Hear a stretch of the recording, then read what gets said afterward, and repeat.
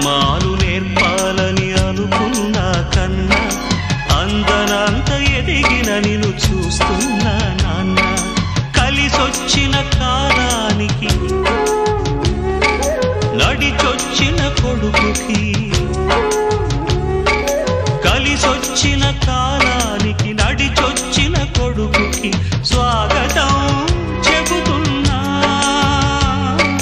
నేనే పసివాణ్ణై నీ నీడ చేరుకున్నా జీవితాన ప్రతి పాఠం చేరే అనుకున్నా తీయనైన మమతల రుచి నేడే చూస్తున్నా అనుబంధపు తీరానికి